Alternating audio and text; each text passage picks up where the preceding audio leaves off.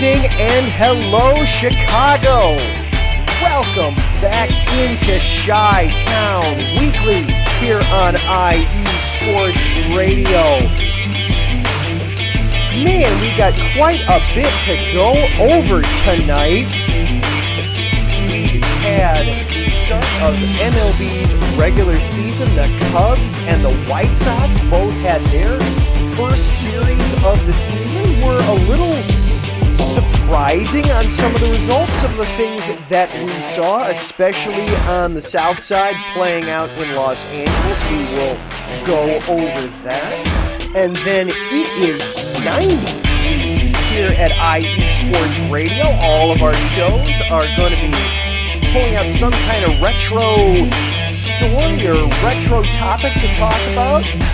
I think here in Chicago, the 90's were a good thing, especially out on the west side at United Center. So we will be looking back at the 90's era polls and look back at also the Last Dance documentary that, I don't know about you, but definitely helped me get through the early days of the quarantine. So we'll go back and talk about that. And then finally, March Madness has to come to an end. The calendar does say April after all. The championship game between Gonzaga and Baylor is tonight, and we will do a quick rundown and preview to get you all set for that. So everybody strap on in, get comfortable. Let's talk about all things sports in the best city in the Midwest. This is Chi-Town Weekly. Here we go.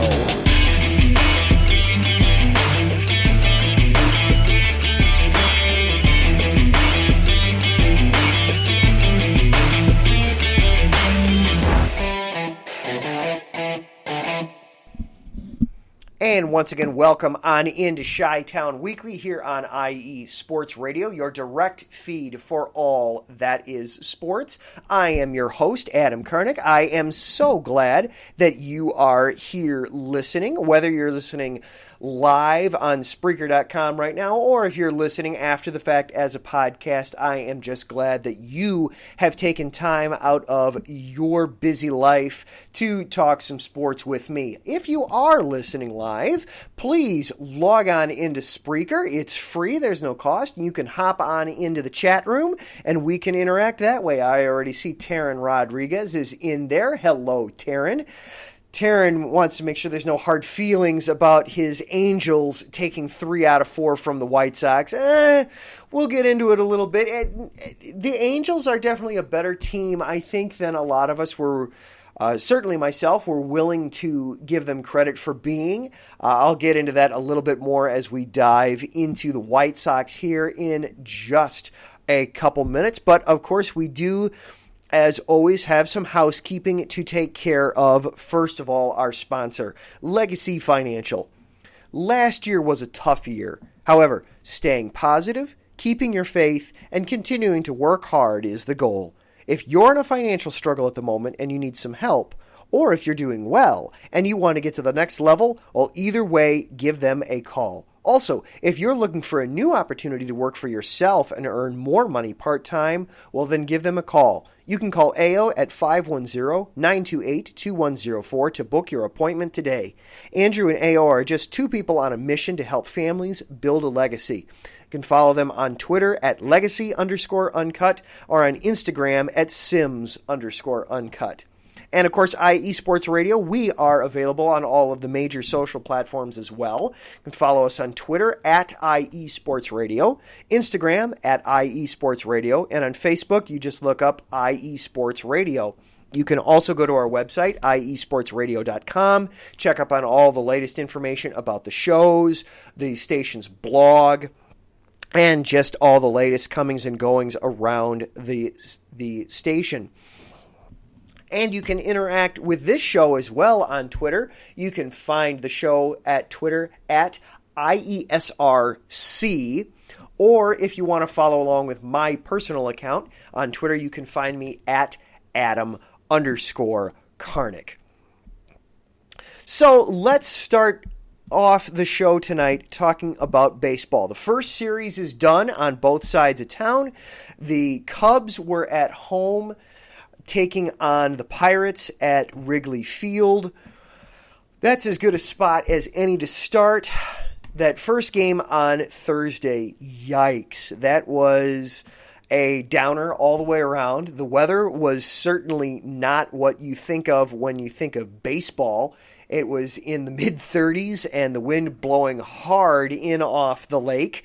The real feel was somewhere in the 20s, and the Cubs pitching, especially Kyle Hendricks, just did not look up to the task. Hendricks was uncharacteristically wild in his first start of the year. He issued several walks, and the Cubs offense was just nowhere to be found. Just 2 hits in the first game, and you thought, this is a rough way to start. I mean, they were down instantly, giving up a home run in the first inning, and just trailed the whole way after that.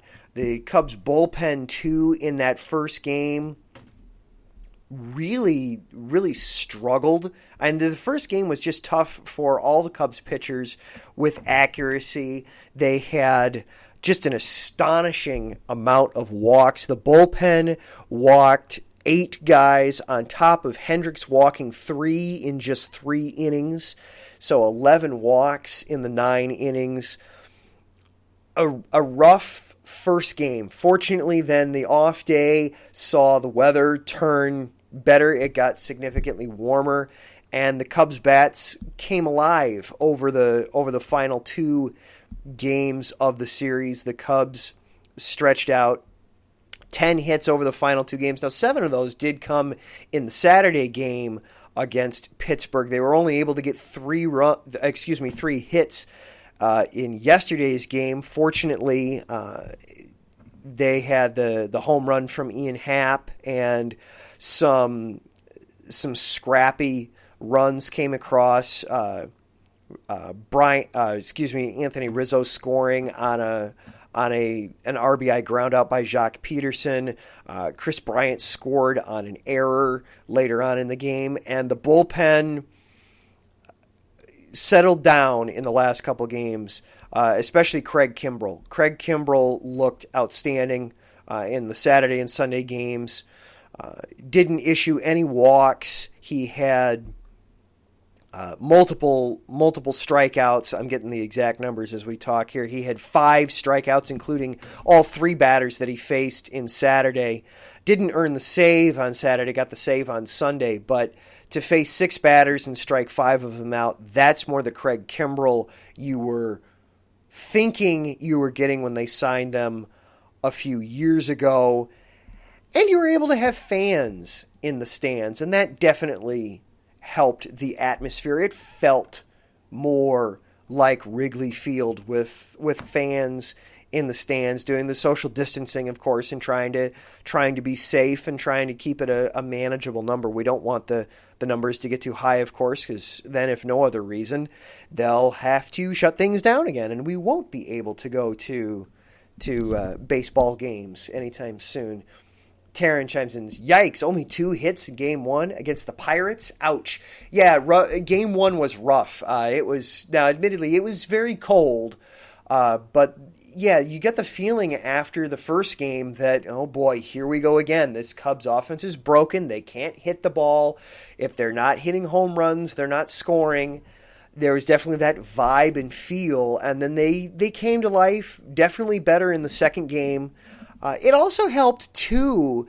You saw in the weekend, in the Saturday and Sunday games, hard to say that Jake Arrieta is a new pitcher for the Cubs, but in his return to the Cubs, Arrieta looked good, and Zach Davies also looked serviceable in his Cubs debut. Davies went 5 2/3, gave up 2 runs, 4 hits, 3 walks, was serviceable in yesterday's game. Arrieta also very, very good overall performance in his Wrigley return. 6 innings, just 1 run on 6 hits, 1 walk, 5 strikeouts. Obviously, it's not the dominant Jake Arrieta that we saw in 2015 and a little bit in 2016, but certainly a pitcher that you're going to feel comfortable throwing out there every fifth day and feel good about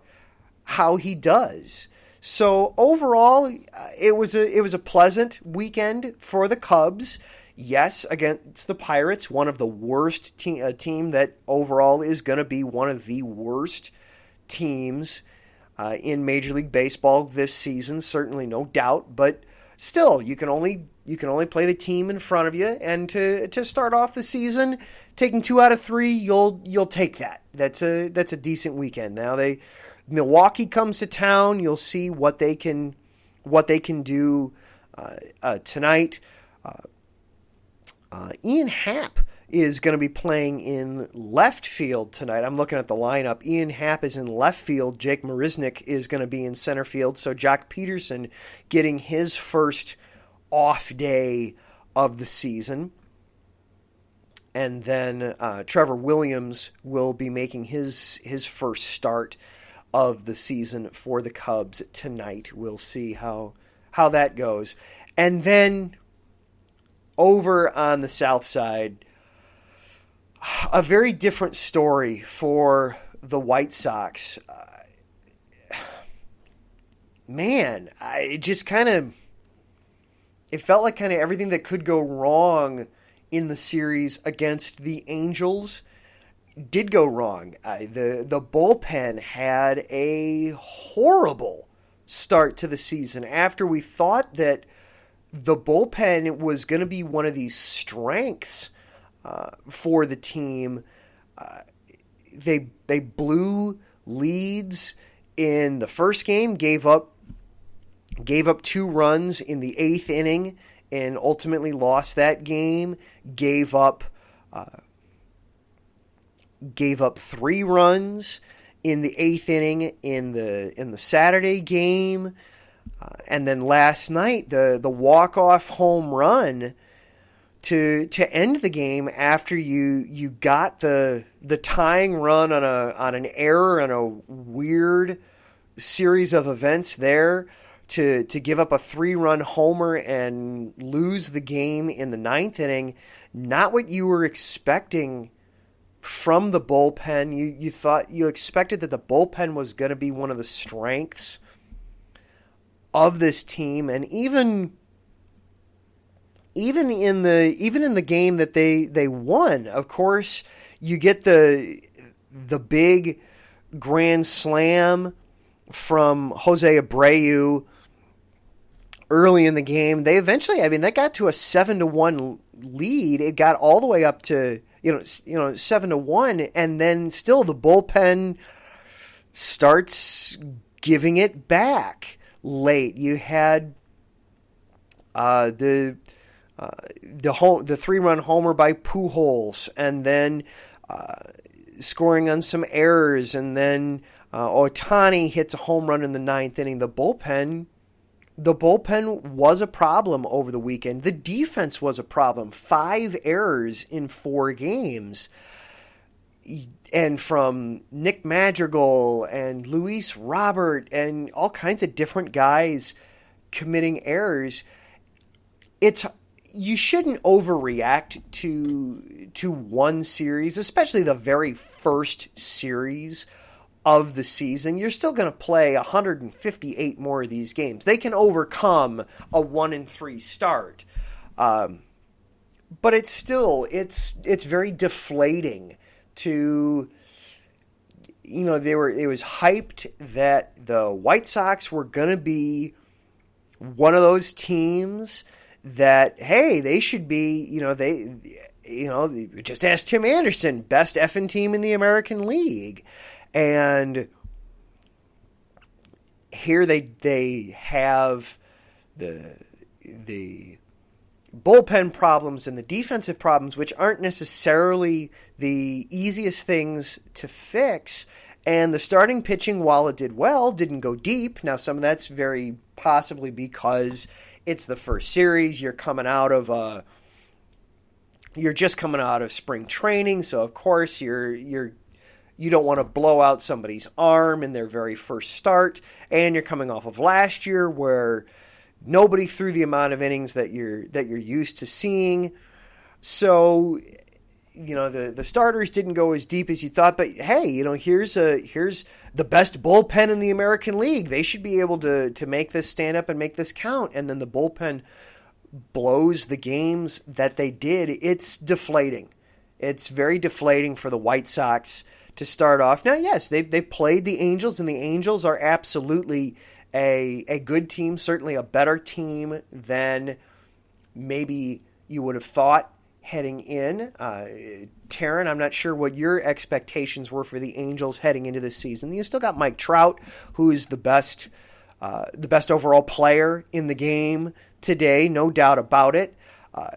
You've got Joe Madden, who is an excellent manager there. You've got Shohei Ohtani, who's a fun guy that for a pitcher, he's able to play every single day and give you good production.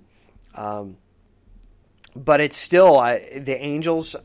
I was expecting that the Sox at least were going to be able to split that series, and maybe the Sox were going to be the ones to take 3 out of 4, and instead they're on the wrong side of that. So a little disappointing, but there's plenty of time to recover, plenty of time to bounce back from this. And Taryn says he expected the Angels to split with the White Sox. He says it's good to be wrong. In your guys' case, absolutely. So the Angels proved to be a little tougher than maybe we would have thought coming out of the gate. But all right, you got knocked down a little bit. Now get back up and see what you can do. Carlos Rodon is on the hill tonight. It's a new series, it's a new city, chance to kind of recover a little bit. Carlos Rodon gets to go tonight up in Seattle. You're going to see Louis Garcia at shortstop because Tim Anderson exited yesterday. Don't have a timeline for his return. That is going to hurt. The injuries are piling up a little bit here for the Sox at the start of the year. Of course, Eloy Jimenez, the week before the season gets hurt. He's going to miss basically the entire regular season. And now Tim Anderson, who is the leader of this team, he's going to miss, obviously, at least one game. He's going to miss tonight. We'll see what that means. But there were some fun things with the Sox. Of course, Yermin Mercedes became the first player in, I think it was 120 years, to get a hit in 8 straight at-bats to start the season. So that was cool, and he's back in the lineup tonight, DHing. We'll see if he can keep that going. He's got a batting average of .643 after the first series. We'll see if he can maintain that. You got to love the batting averages after first season. They're either all in the toilet or they're all absurdly high. Also, you get to see Andrew Vaughn tonight starting in left field. Still waiting for his first big league hit. Maybe that comes tonight up in Seattle. So we'll see what to expect tonight from the White Sox. But disappointing to be sure. But hey, they've still got 158 of these things to go. A lot of baseball left to be played. Certainly way too early to panic if you are a White Sox fan. And if you're a Cubs fan, make of it what you can. I was asking Cubs fans before the start of the season, are we thinking more games above 500 or below this season, and the overall consensus seemed to be that a lot of Cubs fans think that it's going to be more days spent above 500. So we'll see. Taryn thinks the Angels have a rough start to the season, 10 rough games. They of course had the 4 against the White Sox, and then 2 against the Astros, and then heading out to Toronto to take on the Blue Jays. Taryn, I hope you guys absolutely destroy the Astros in this 2-game series. I still hold a bit of a grudge against them for the cheating scandal from a few years ago. So I hope the Angels just absolutely pound the Astros in that series. But for here in Chicago, A lot of baseball left to be played. It was just fun to see baseball back and baseball returning again. So we got the first series out of the way. Everybody got their feet wet a little bit. Now we can jump into the marathon that is the MLB, the summertime companion. So hopefully there will be more good days ahead on both the north side and the south. All right, we are going to take a quick break, and then when we come back, it's 90's week here at IE Sports Radio. So we're going to bust out our starter jackets and our early edition Air Jordans, and everybody's going to be wearing the cap sideways, and let's just have some fun with it. Let's go back and let's go back and be 90's kids for a minute, all right? This is Chi-Town Weekly here on IE Sports Radio, your direct feed for all that is sports.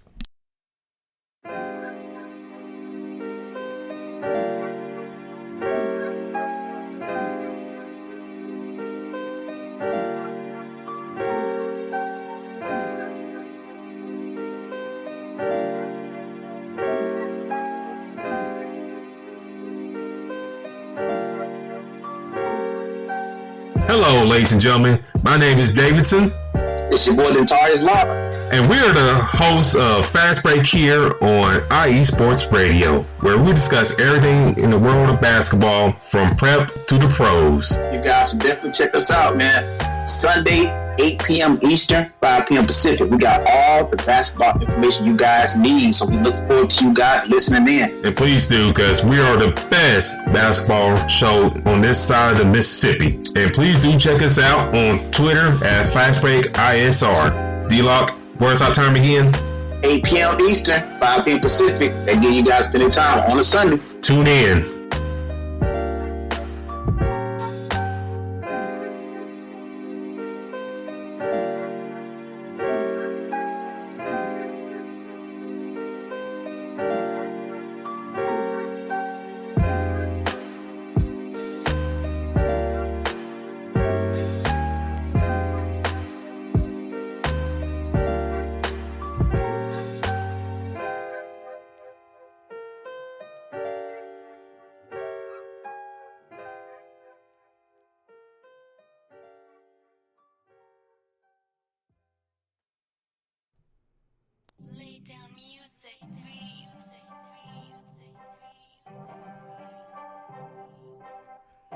Hey, what's up, BS3 sports fans?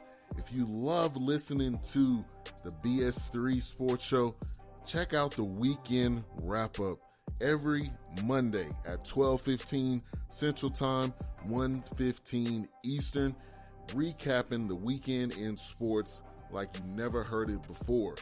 Comedy, interactive chat room, it's a must-listen. Weekend wrap-up on Spreaker.com. Part of the X Squad. Check it out. You won't be disappointed.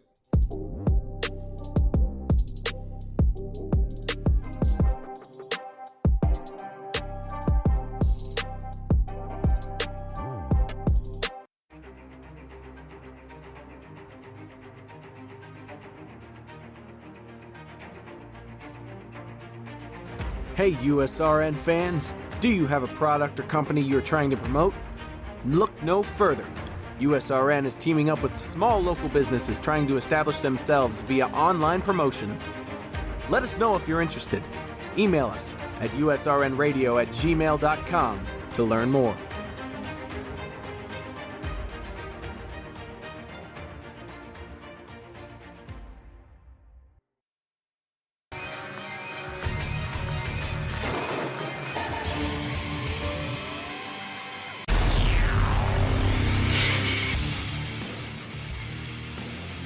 Wrestling fans in the podcast world, you are in the right place to listen to the right show, the premier show in the professional wrestling podcasting world.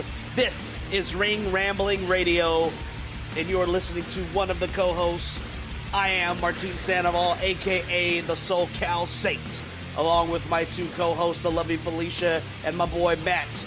Yes, every Saturday or every other Saturday morning, you can listen to us, the premier wrestling team, giving you the premier wrestling news, rumors, updates, event discussions, everything that has to do with professional wrestling. You're in the right place. IE Sports Radio presents Ring Rambling Radio. Don't miss it, because it's just too sweet.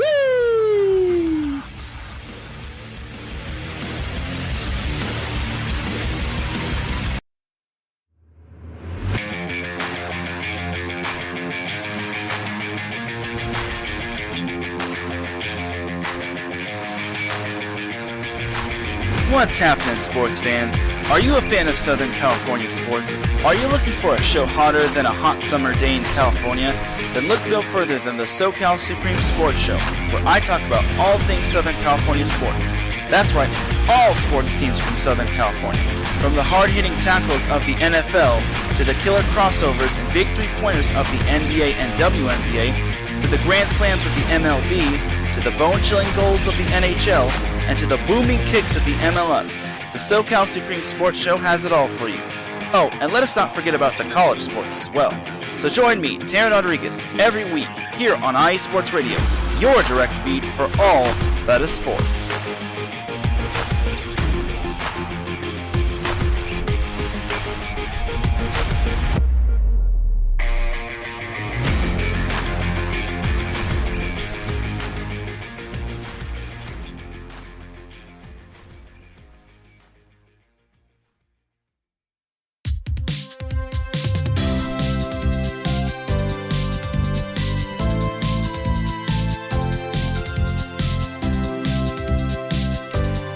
And welcome back into Chi-Town Weekly here on IE Sports Radio, your direct feed for all that is sports. It is 90s week here at IE Sports Radio. So whether that means for you, you are busting out your starter jacket, and with as nice as the weather's starting to get, maybe that's not the worst thing to pop out, or if you're getting your early edition Air Jordans and heading out to the court, or if you're grabbing your Game Boy, or if you're, in my case, the Game Gear, and getting some mobile gaming in, which, by the way, the Game Gear, I loved that as a kid. Bless my mother. I was going back and reading about that a little bit. That system burned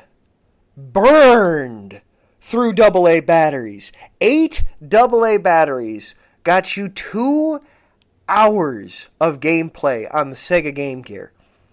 No wonder that I had to have my time on that limited while we were in the car. Holy cow, you'd spend $100 in batteries on a road trip on that thing.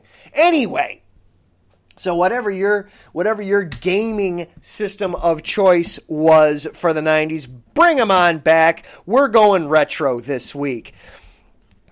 We've got all of our shows are going to be talking something different with the 90s. We've got the Yinzer Report out of Pittsburgh. They're going to be talking about all things reminiscing about the Penguins that won back-to-back Stanley Cups, and he's also got some Steelers teams that he's going to be talking about. Philly sports talk, well, for them, the 90s weren't exactly a time to remember. They went for the decade in all of their sports, so they're going to be reminiscing about some losing, most likely. Ring Rambling Radio, they're going to be talking about some of the heydays of the crazy WWF, as it was known back then, some of the crazy WrestleManias that they did. All kinds of fun all this week for IE Sports Radio, and then doing 90s Retro Week. And for here at Chi-Town Weekly, I could think of nothing better than talking about the Jordan era Bulls. And specifically The Last Dance, because it was just about a year ago now that we had The Last Dance came out, and I don't know about for you, but I know for me, that became appointment television on Sunday evenings. It was get the kiddo to bed, get dinner done, get kiddo bathed, get her to bed, and sit down, because there was so much to learn about one of the great players of all time and one of the greatest dynasties that the sport has ever seen, and quite possibly that sports in general will ever see, and just getting that peek behind the curtain with The Last Dance. Yes, I know overall it was not only very Michael-centric, it was very pro-Michael Jordan, maybe a little bit to the show's detriment. I remember PBS coming out and saying that, hey, Michael might be a little too involved in the production of this, that if you really want to make it be the best it could, you really, other than interviewing Michael and getting the footage from him, you probably shouldn't be including him as much in this as you are. But it made for incredible appointment television at a time where we needed a diversion, we needed a break, and it gave us that. Oh, another programming note. Taryn comments that tomorrow's Set Point 90s theme is going to be a surprise. I don't know if you heard, I found a great little 90s blip there to include great little cheesy 90s videos. So thank you to Stock Music Links and Carlo Espin for the use of the 90s TV music that you heard there, and I'll use it again for the outro for this segment. But be sure to check out Set Point tomorrow as well. They'll be going on right after Philly Sports Talk tomorrow. But I was throwing things out there before the show. What are some different things that people remember from the 90s era bowls, and things like sweeping the Pistons out of the playoffs, finally getting over the hump and beating the bad boys, and not only beating them so bad that when the time came, they didn't even want to be on the court for those last few seconds, that they were just, we're done. We're all done with this. And just how for myself and several other of my friends and fans, especially as we got towards the end there, that it was, it was all right, finish dinner, find WGN, and let's watch Michael Jordan play every night, because they're gonna do something. Another friend of mine pointed out, the flu game. That was definitely something that I remember and watching during that final run, and kind of, all right, they're going to give us information about the flu game in this episode. Here we go. And how it really wasn't flu. It was probably more food poisoning, that Michael had gotten hungry while they were in Utah. And by that point in Salt Lake City, at the time of night, nothing was open. So where do you go to get food? There was one Pizza Hut that was open. And so he ordered a pizza,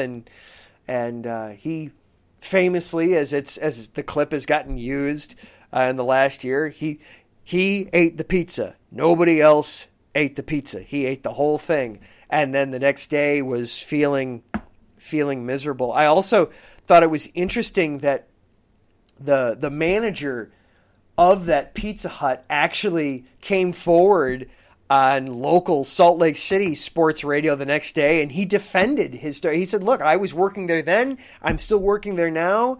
When that order came in, we didn't know it was from Michael Jordan, but I had a feeling that it was for one of the Bulls players, and I took pride. I personally made that pizza, and I took pride in making sure that everything about that pizza was well taken care of, well delivered, well handled, got to the hotel, didn't try to be obtrusive or out of the way with it, but don't say the flu game was on me or my store. I liked that little aspect that came out of it. So many little just behind the scenes things that we learned about that team from watching The Last Dance. The Bulls, one of my takeaways from that team, they were just leaps and bounds ahead of the rest of the NBA in the way, just with how good obviously Michael was, but then with the way the rest of that team was, that you just, especially the fifth championship when they went 72-10, they're just every night it's, oh yeah, of course they're going to win, of course they are. There's nothing else that can. How do you stop this team? You don't. You just get out of the way. I also remember, I have more memories of the end of the final three-peat because I was all of 3 years old, 3, 4, 5 years old when they won their first three championships. So I don't have very many recollections of those. For me, it's definitely more with the supporting cast of Steve Kerr and Tony Kukoc and Dennis Rodman and Luke Longley. Those guys, those are more the teams that I remember were the mid to late 90s championship runs. So those teams stick out more to me. I remember watching an interview, just a local news pregame before one of the random games in that final season with MJ, where it was a dad and he had his young son who couldn't have been more than, probably 5 or 6. And it was, look, we're here because we know this is Michael's last season, and I want my son to be able to say he got to see Michael Jordan play, that we got to see MJ. And those are just some of the things I remember and take away. And of course, just the insanity of, you've got to have the Nike Air Jordans, and you got to, how the shoe industry just took off because of Michael Jordan and those teams. And then how it's, translated into the game. We still see remnants of the 90s Bulls in today's game. Steve Kerr, now the head coach of Golden State, famously has helped usher in the new era of the NBA, of the analytics and recognizing that a three-point shot is a better shot to take than a mid-range jumper because it's not that much harder of a shot to make, but it's worth an extra point, so you don't need to take as many of them. And Steve Kerr, how appropriate that Steve Kerr, the guy who just, okay, Steve, here, we need 3 points. Go get them for us. And he pops one from the corner and you're good to go, is the coach of the team to help usher that in and bring that in. And of course, the final shot. That was one thing with my friends when I was going back and forth with them earlier today on memories. That was one that just kept coming up, was that final shot of Jordan. And you heard Rodman in the documentary even say that he was like, I'm getting the hell out of the way because that ball's going to Michael and he's taking the last shot. So just get out of the way and let him do his thing and don't make a foul because this is Michael's time. And you knew when he's going up the court that he's going to make this shot. He's going to hit this, and this is going to be how this is going to end and how it's going to go. And of course, he drilled it. I had a book growing up as a kid. I've recently gotten it from my mom's house. It's upstairs right now in the living room, called And the Crowd Goes Wild. And it's a collection of famous and historic sports moments and includes the call. I remember that one from Michael Jordan. The entire book it came with audio discs to include the calls from the different announcers. The entire book was narrated by Bob Costas, but then for that game, he even said, I was lucky enough to be there for this moment. And his call of Jordan open, Chicago with the lead.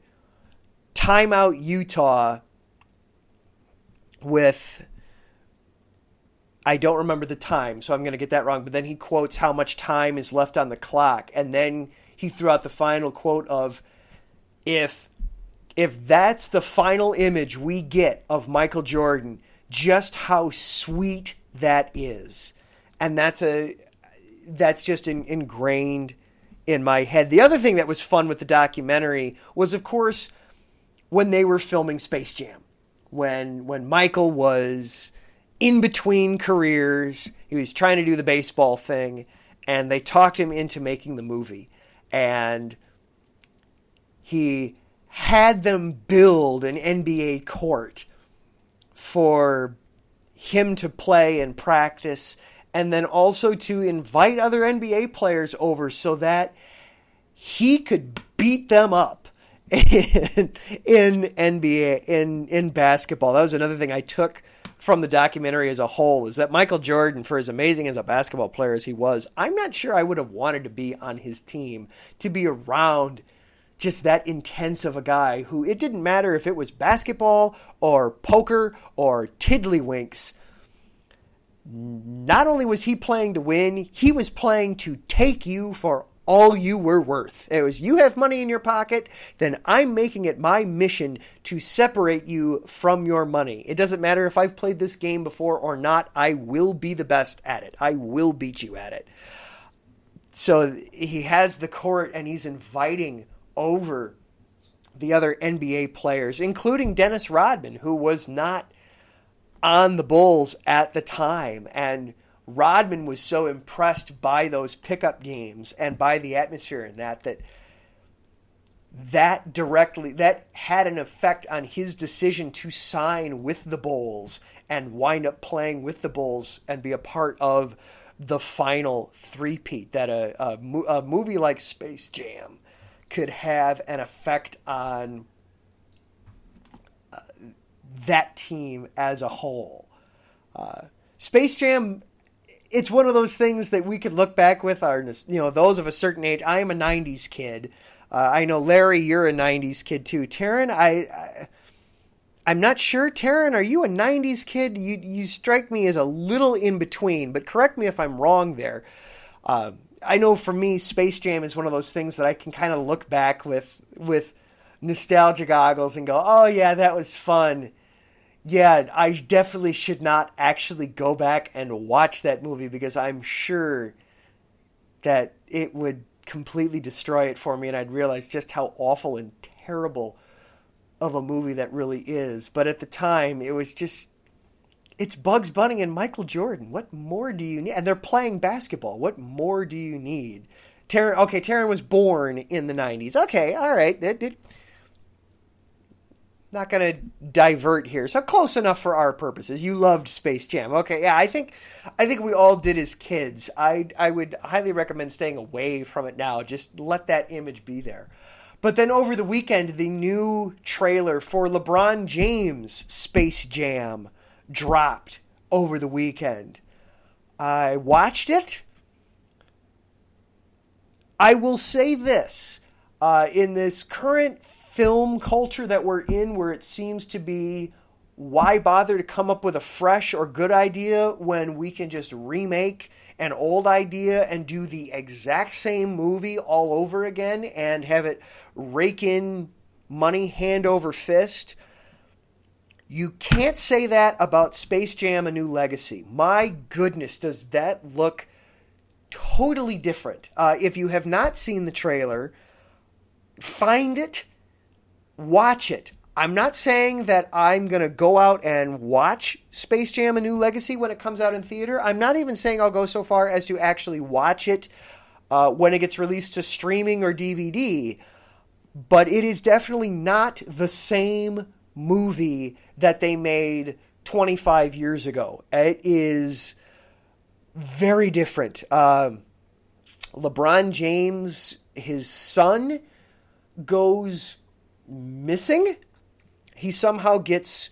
It's kind of like an element... I saw somebody else compare it to Ready Player One. I actually was... this will show my age a little bit too. I was actually reminded more of Tron from the 80s where you have the people get sucked into the computer program. That very much was the vibe I was getting. You have LeBron James' son get sucked into a universe of cartoons and computer graphics and all kinds of other strangeness, and LeBron goes in after him to try to find him and realize, and is informed by Don Cheadle that in order to rescue his son, he will have to win a basketball tournament. And he winds up recruiting the Looney Tunes, and it goes through a thing. So definitely different from the original, and if nothing else, I will give it credit for that. Taryn, nothing will be able to top the original Space Jam. Just don't go back and rewatch it, and you will absolutely continue to believe that. Just keep that in mind. Don't rewatch it. Leave the nostalgia goggles on.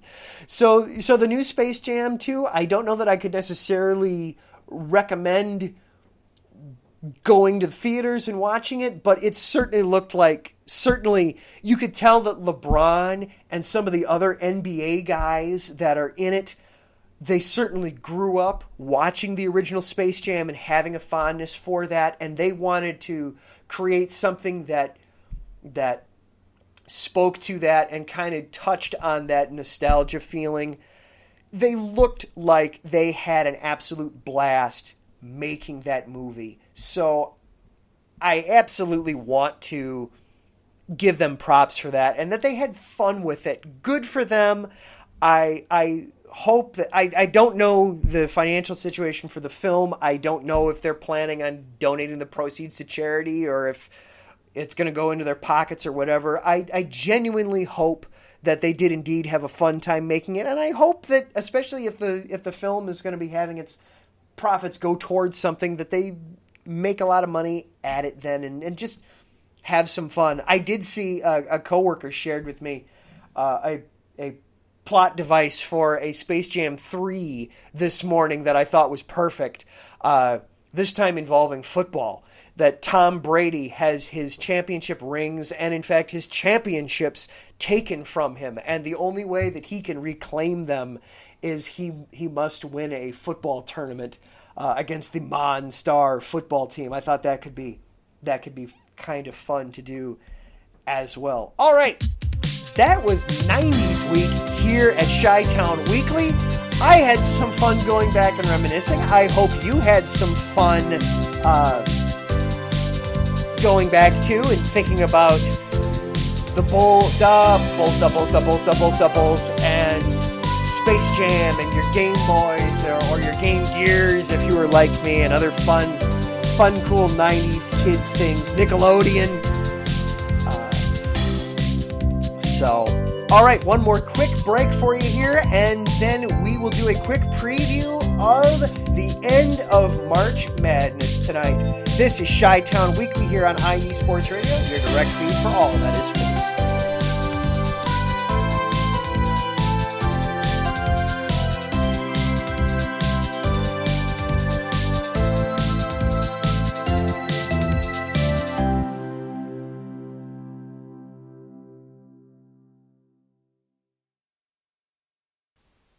Attention, all sports fans! If you're someone who wakes up each morning with a list of sporting events to go along with your to-do list for the day, then you just might be a diehard. The world of sports is as vast as the ocean is deep, including the major leagues, the minor leagues, the college, and everything in between. This is me, your boy Larry B of IE Sports Radio, welcoming you to join me every Monday evening at 4 p.m. Pacific, 7 p.m. Eastern on The Defining Moment, a show that focuses on what really matters in the sports world, sports themselves, and nothing outside of them. Once again, tune in for The Defining Moment with me, your boy Larry B, every Monday evening at 4 p.m. Pacific, 7 p.m. Eastern on IE Sports Radio, right here on Spreaker.com. We'll see you there.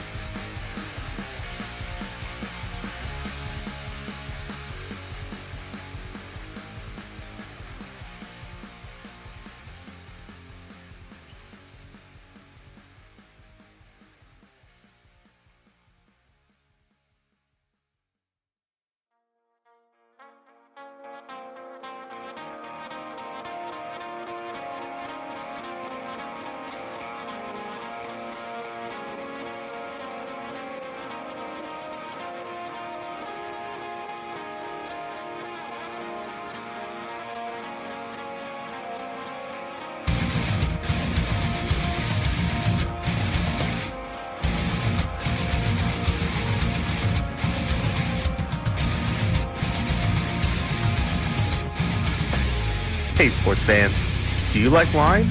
Well, we've got the show for you. This is Let's Wine About Sports, a show where we talk about wine and sports simultaneously. From the classic Cabernet Sauvignon all the way down to the grapes that you've never even heard of before. Oh yeah, we cover it all. And we'll talk about a little bit of sports as well. Football, hockey, collegiate, women's sports, it doesn't matter. We're going to talk about it all, and we're going to whine about it all.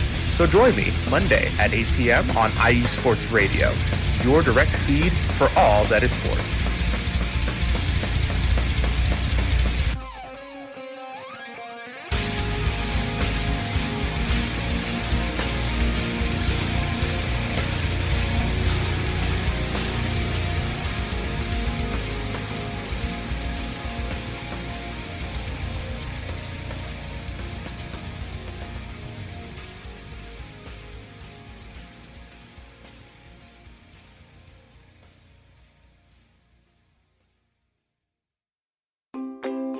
Were you listening to a great game on USRN, but then the Wi-Fi crashed in the final seconds? Or do you simply want to listen to the best calls we here at USRN have to offer? Well then, you need to go check out our Audio Boom page. It holds a collection of our best calls that you don't want to miss. How do I get there, you ask? You can download the Audio Boom app and look up Ultimate Sports Radio, or simply go to audiobook.com/Ultimate Sports Radio. And as always, thanks for listening and making USRN one of the most talked about sports networks on Mixler.com.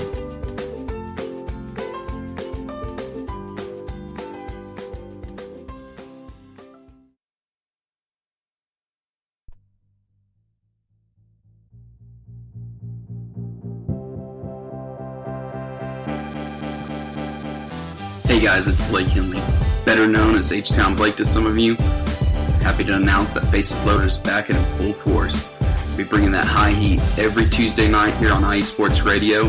So come home, get ready, dig into that batter's box, and see if you can chase that high heat, baby. So we'll be coming to you live with all the stats, all the rundowns, all the division rivalries, and every team that's going to make the playoff push to get to that one and only October and get to the pinnacle of what baseball is, to hoist that Commissioner's Trophy when it's all said and done.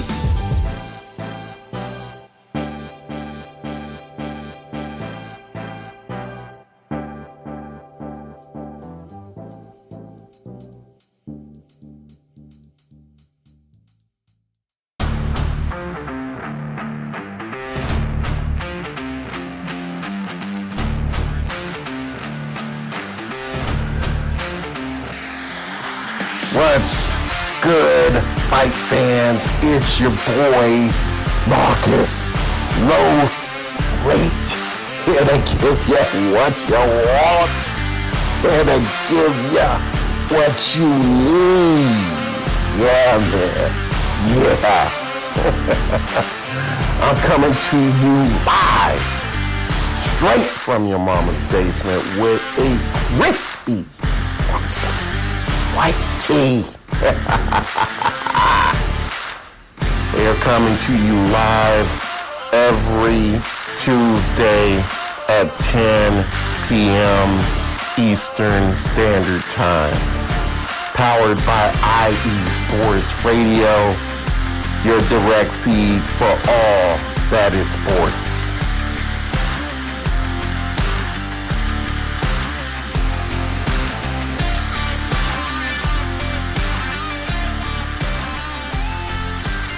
And welcome back into Chi-Town Weekly here on IE Sports Radio, your direct feed for all that is sports. Want to do one more quick shout out to our sponsor, Legacy Financial. Last year was a tough year. However, staying positive, keeping your faith, and continuing to work hard is the goal. If you're in a financial struggle at the moment and you need some help, or if you're doing well and you want to get to the next level, either way, give them a call. Also, if you're looking for a new opportunity to work for yourself and earn more money part-time, give them a call. You can call AO at 510-928-2104 to book your appointment today. Andrew and AO are just two people on a mission to help families build a legacy. That's Legacy Financial, and we're very glad here at IE Sports Radio to have them as a sponsor. They have been very good at reaching out to all of us hosts and offering their services, and they're good people. So definitely, if you need help, reach out to them. So a couple things real quick to go back over 90s week here real quick, some other points from the Bulls. Another thing that was interesting that's still kind of salient, I think, to today's sports, a friend of mine brought up Scottie Pippen's contract. And that was such an interesting part that was brought up in The Last Dance and such a focal point that Scottie was so underpaid as a player that he had signed a deal very early in his career that was a very long-term deal that even the owner of the Bulls had said, boy, Scottie, if I'm in your shoes, I'm not signing this deal. This is a deal that in the long run is not going to work out for you. But he was in a position where he was supporting his family.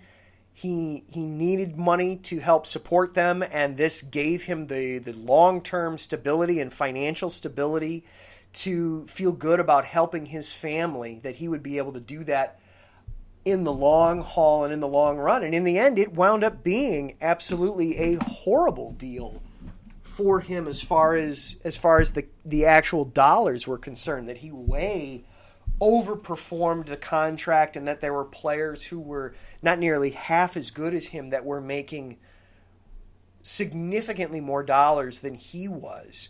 He tried to force his way out of town a little bit with it, but he was unsuccessful there. And he tried to get it renegotiated, and the Bulls owner told him, look, I told you this back when you signed it, that I don't renegotiate deals. When you sign a deal, I expect you to see your way all the way through it. And that's still salient to sports players today. I think, you see guys like right now Anthony Rizzo. We talked about this last week, that Rizzo is trying to get back some of the dollars that he missed on by signing such a long team-friendly deal that he signed back in 2013. That it was a 9-year deal worth just over $70 million, and that there are sites out there that have pegged that his actual dollar amount over that time, what he actually brought to the team, was more in the neighborhood of a $250 million worth of talent to the team. And so he's trying to recoup some of that money. That it's true back then, and it's still true today, that long-term deals, more often than not, tend to benefit the teams. The other guy that I thought of was Patrick Mahomes, that he just signed this huge, obscene 10-year deal that could be worth, if he hits all his escalators and everything, could be worth in the neighborhood of $500 million. And as crazy as this sounds, I don't wonder if by the time that contract is all said and done, that he'll look back at it and go, I left money on the table. I actually have outperformed this contract. As crazy as that is to think that a player could outperform a contract worth potentially $500 million. But who knows? Who knows? And the other thing to take away from that is that athletes are people too. We never get to know all the reasons why a player does what he does where the money is concerned, and we shouldn't be too quick to harp on them when they're holding out for more money, or chastise them when they make a decision, because at the end of the day, just like we've got families to support, they've got families to support, and they've got people looking out for them. Obviously, they're doing it to the tune of quite a bit more money than you or I are, so everything with a grain of salt, but at the same time, just keep that in mind the next time you get mad at a player. All right, so I know I see the time. I'm going a little over tonight. That's okay. There's no other shows tonight. The only other thing on the network tonight is over on USRN is, of course, the men's championship game, Gonzaga versus Baylor. And you can catch them in just about a half hour over on USRN. Matt Owens, I believe, is on the call tonight.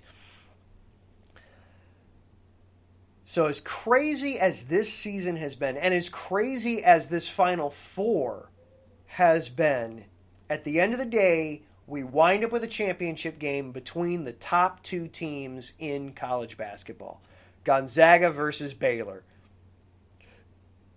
Two teams that aren't necessarily who you think of when you think of college basketball. So you have that mid-major appeal. You have the diehard appeal of these are the two teams that were the top two teams in the AP poll pretty much the entire season. Two teams that have, over the last 10, 15 years, have definitely, they've been in there. But also some history. This is the first time Baylor has been in the championship game in close to 80 years. This is, I believe, the first ever championship game appearance for Gonzaga. And Gonzaga, oh my goodness, what a game they played on Saturday night. What a win. I have to confess, Saturday was a bit of a rough night and a rough day for us over. It was just a busy day. Lots of stuff going on. And I had the game on. I actually passed out on the couch partway through the second half. Gonzaga got up to a 7 or 8 point lead, and my part of my brain went, okay, here we go. Gonzaga is going to take off and kind of run with this. And I passed out on the couch. I woke up later. We'll just leave it at later. And my wife looked at me and she said, "You have to go back and watch the ending of this game." So I, as any good husband does, when your wife says that, you stop what you're doing and you look it up. Oh my gosh.